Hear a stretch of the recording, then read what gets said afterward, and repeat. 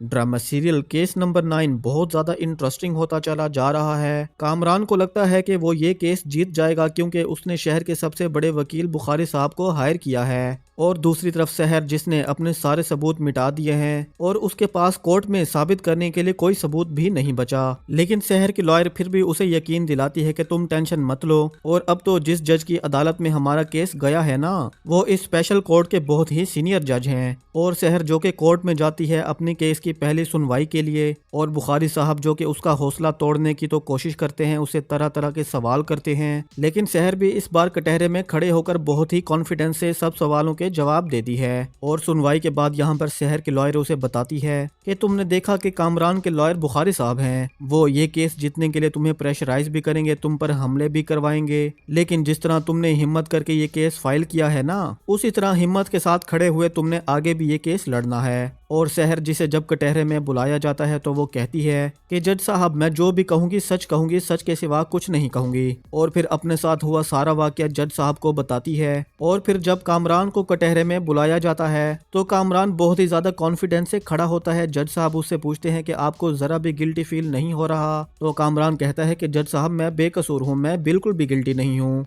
और शहर जो कि फिर रात को सो रही होती है, यहाँ पर कामरान उसके ख्वाब में आने लगता है। और जैसे ही कामरान को ख्वाब में देखती है, बहुत ज्यादा डर कर चीख मारते हुए उठ बैठती है। तो दोस्तों, आप लोगों को क्या लगता है कि शहर ये केस किस तरह से जीत पाएगी? कमेंट सेक्शन में अपनी राय का इजहार जरूर कीजिएगा। थैंक